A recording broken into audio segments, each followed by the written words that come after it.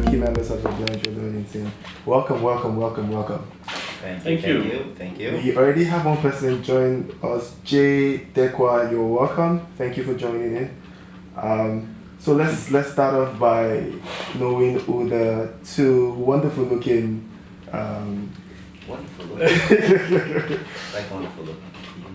Wonderful looking men in front of us are. Okay, my name is Victor Rutgers. As you can hear, I'm Dutch. I've been in education all my life. I worked at universities of Maastricht, Amsterdam and Leiden in the Netherlands. Then I've been a consultant, did a lot of consulting in vocational education and in higher education. The past 6 years I lived and worked in Ghana. I worked for China Europe International Business School, which is business education for professionals, for senior professionals I should say. And I was also chairman of Ghana Netherlands Business and Culture Council, which is a chamber of commerce.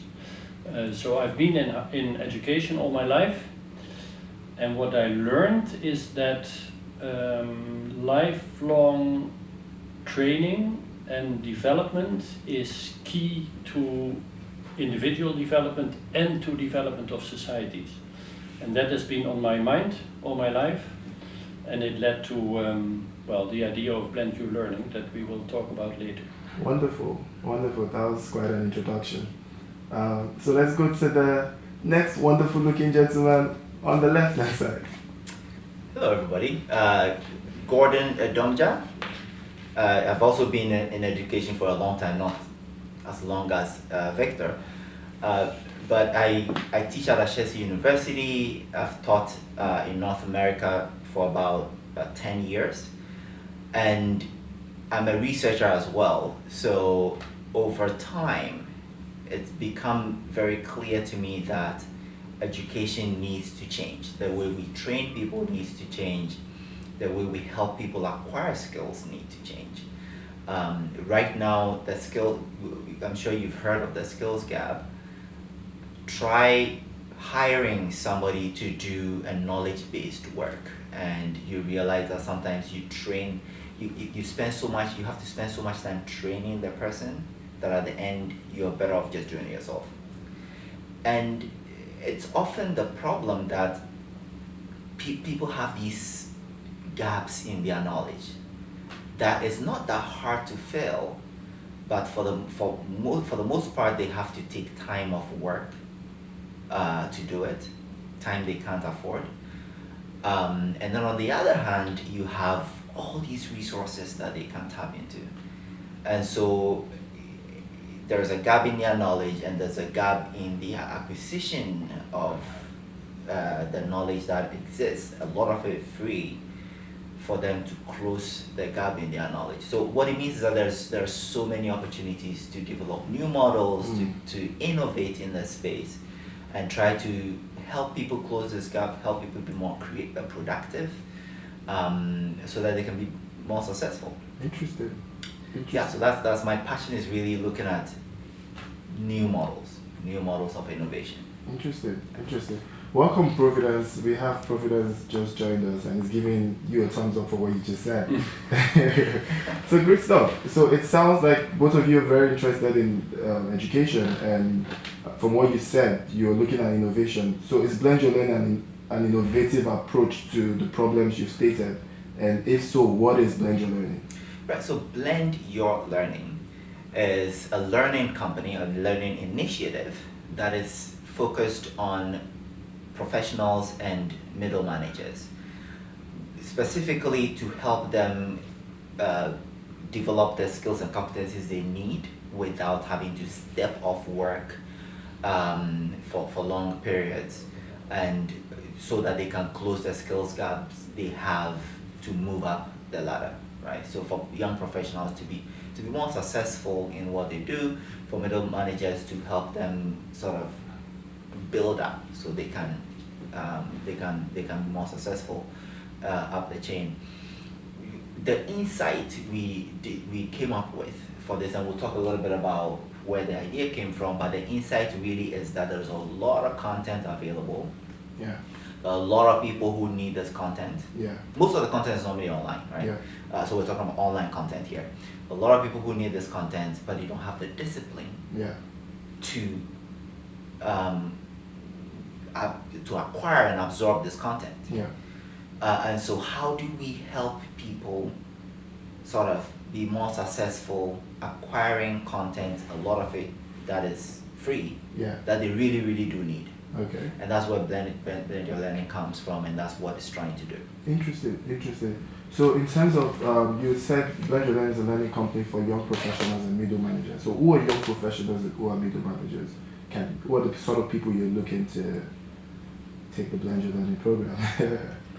Well, for now, I think 3 to 5 years from now, the target group will be wider. Yeah. But for now, we are looking at young professionals, and these are normally people who would have a first degree, would be graduated, would move into the labor market, have a first job, or are trying to acquire a first job, and are thinking about what do I need to be effective in the workplace.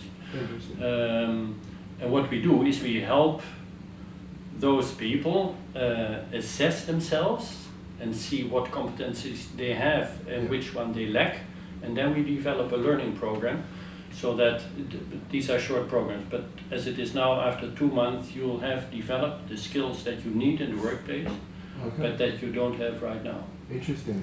So can aspiring young professionals, people who have not graduated yet or students, can they also apply? Yeah, sure. Yeah, that's, I try to say it's for young professionals, people who are in the workplace, and people who are in the process of graduating. Yeah, Okay. sure. Right. I mean, we have some experience sort of developing business concepts, and we know that when you're developing a business concept, you have to be a little bit more focused so that you can develop a tight and strong value proposition. So our value proposition now, when we target it, we look at people who have just joined the workplace, and therefore it's a lot easier for them to identify the gaps they have because of the jobs they have, right? The tasks they are faced with, the tasks that they know they can take advantage of but can't at the moment. It's a lot clearer for people who have just joined a company to identify these things than people who are graduating, who don't really know what jobs they are going to be placed in, right? So that's why our focus is there, but we really do think that people in joining the job market will definitely benefit from this. Okay, interesting. This sounds very interesting, right? So I would like to know how it came about. This wonderful looking people here, how did they come about Blend Your Learning, and a bit of history about it. It was by the end of my stay in Ghana, I think by the end of 2016. I left Ghana beginning of last year, 2017. I'd been working in education for these 5 years. I've met a lot of people who were so eager to develop themselves, and I noticed that there was so little of appropriate offerings, skills development offerings around. And I also noticed that there is so much on the internet, so much content that could help individual people develop themselves and develop their competencies. So I started thinking about it, and I remember 2 afternoons in my apartment in Osu, Accra, that we sat, and Gordon had all these yellow pieces of paper with him, and the walls were filled with yellow papers, and that is the moment the concept developed. And then we thought we are going to combine the content that is present on the internet with building a social environment, a learning environment where people can access that content and learn together. Yeah. So that is where blended learning started. It's a combination of face-to-face, in-person training, virtual communication, group communication, and using the content of the internet. Great, great. Sounds very, very exciting. Yeah. I mean, so Victor and I worked together as well in my other job, if you will. And so we talked about this, and I said, hey, let's take a business model canvas to it. I love business modeling. That's what I do.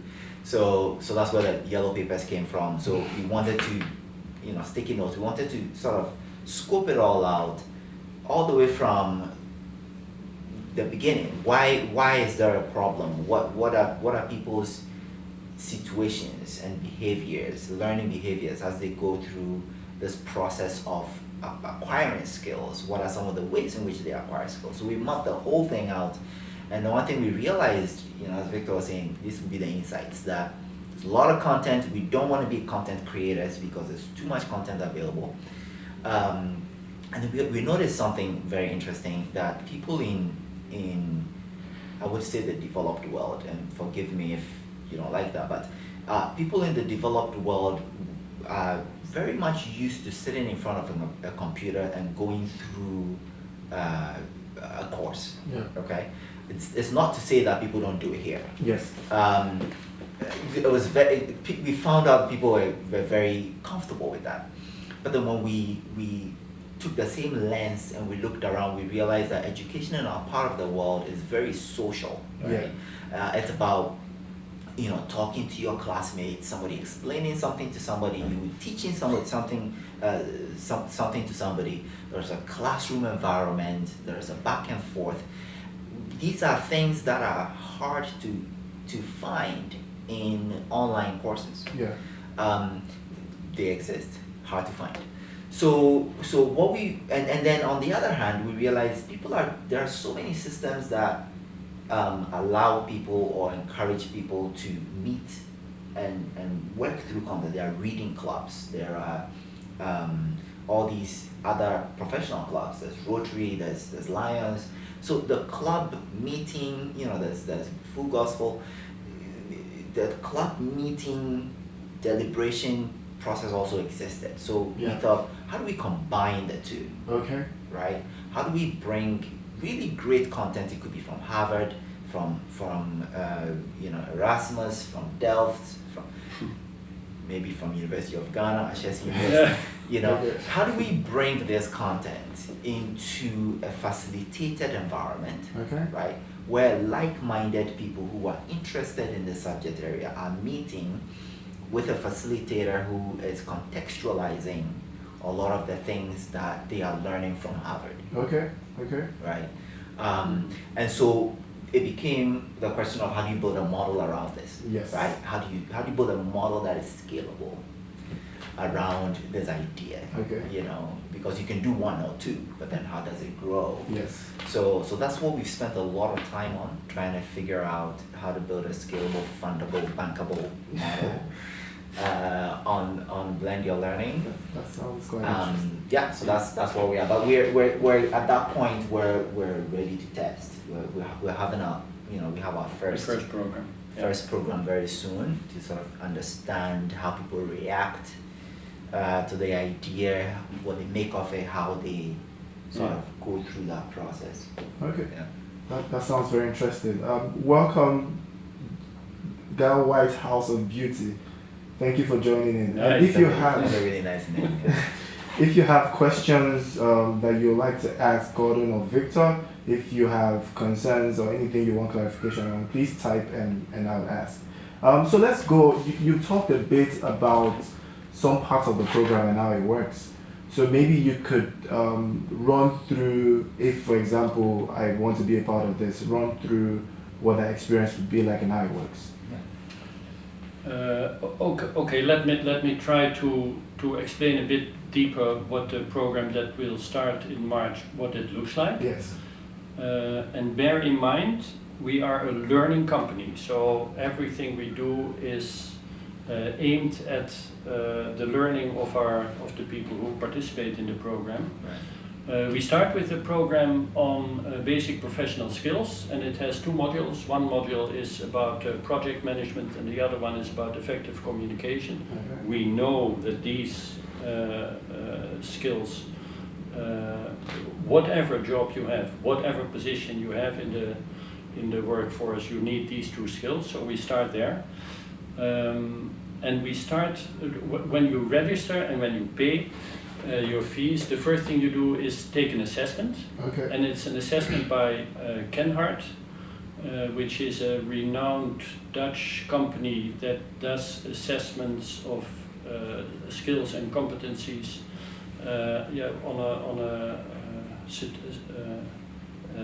They are certified. Their instrument is validated. So you do an assessment, you talk to an expert, the assessment tells you what of the competencies you need for these, project management or effective communication, which ones you are strong in, which ones you are not so strong in. When you have the result, you talk to one of us, and then we make a learning agreement, and the learning agreement will tell you what programs you are going to take in the next 2 months. And what development we want to see. You would want to see. It's your choice in the end what programs you take, and then the process starts.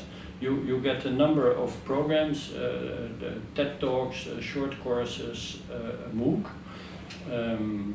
You work on them individually and in a group, facilitated by a person who is an expert in the field that you're learning. Okay. And you have during the program 3 in-person meetings at the beginning, in the middle, and in the end. Okay. And in the end, you've gone through all your programs. If you've done it successfully, you'll get 2 certificates, one from BlendYourLearning and one from the international university that you've taken a course from. Okay. That's basically the way it works, and Okay. it starts with the startup cocktail, Ah. March 17th. Interesting. But it only starts if you have registered and paid your fees March 5th. Great.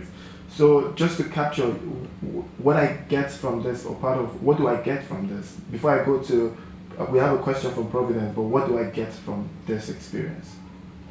Well, when you're coming in, you've identified a gap, or you have an interest in Yes. a course that you want to take for 6 weeks to hone your skills, right? So you get an experience, you get knowledge, and if you will, you get a testimonial. You're working with other people in this program.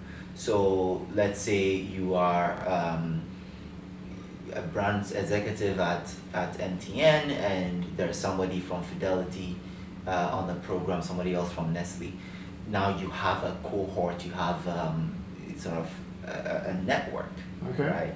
So you get a network, and of course, as Victor said, we give you a certificate if that's important to you.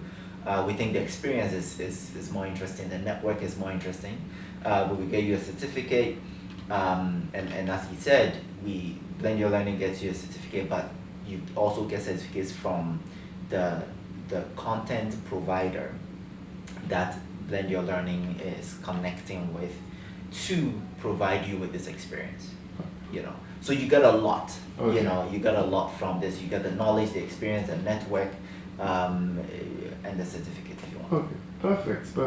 So we have 2 questions now. Just before we continue, let's answer this question.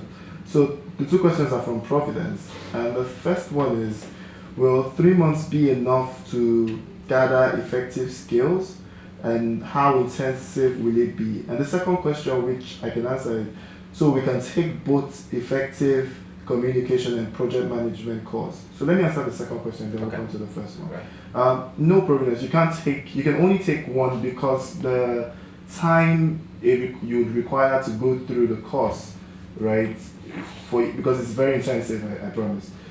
Requires to go through the course would not allow you to take the 2 courses, would not allow you to take both effective communication and project management. So you can only take one. Then subsequently you can take the other one, right?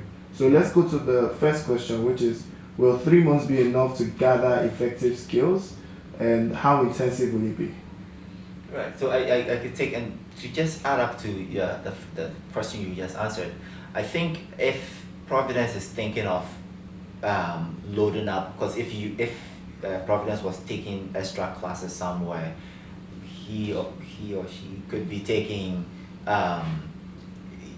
3-4 classes, right? So it is possible, but for the test and the pilot that we're working on right now, it probably is a good idea to take one, to get a feel for how it's structured and what he or she can get from it. The first question is 3 months enough? Most of the programs we are providing are short skills. So again, it is to close short gaps, right? So our value proposition is to help people close gaps that does not require them to go take a 6-month course or go take a 1-semester course. I'll give you an example. Effective leadership or leading successful teams. Let's say that's a course. There's so many times people get put in a situation where they had to lead a number of people, and then suddenly they realize that, oh my gosh, people are so hard to work with, and I don't know how to connect with this person or that person or these different characters, and it's affecting the progress of the job and so forth. A lot of times they think maybe it's them, they are a bad person, or the people in the team are evil and so forth, but for the most part, it's just because they've never really sort of been trained in leading teams, right? It's one thing that everybody thinks they can do until you're thrown into the situation. Yes. Now, you are in a situation where you have to lead a team, it's not working. Do you go take a 1-semester university course and come back? Right? That's really the question, right? Yeah. Is that what you do, right? You may find something online very quickly, but what we have learned is that the completion rate of online courses is something in the region of 5%, right? I think 7%. 5 to 7%, right? So what? 93 to 95% of people who start an online course never finish. These are courses you need to be successful on your job, on the next job, in your team and so forth. So we're talking about short courses that you need to plug a gap really quickly, right? Not long 1-year courses, not an MBA. We're not talking about an MBA here, So that's the answer to that question. Okay. So how intensive will it be? Well, I would like to add something to the answer. Okay. Thank you, Providence, for the question. My answer would be no. Of course, 3 months is not enough to really develop a skill. I've been talking about lifelong learning. Right. What we offer you is an opportunity to start or continue your learning process, get some very high quality content and a network where you can discuss. So you make a number of steps in learning about project management or effective communication, but it doesn't end there. Yes. I've had a long career, and I've gone back to time management 7 times during my career, and you keep developing different angles of working with it. So that is what we do. We offer very valuable content. We help you get into a learning mode, so the assessment and the evaluation at the end is part of the learning process, and it contributes to your knowledge and your skills in these fields. But of course it's not enough, Right. because you are lifelong learning. Right. That's a really good point, that you don't think of it as that's all I need, but again, can I pick something in 3 months to close that gap? Right, and it doesn't mean that that's the last time you take a leadership course. Interesting.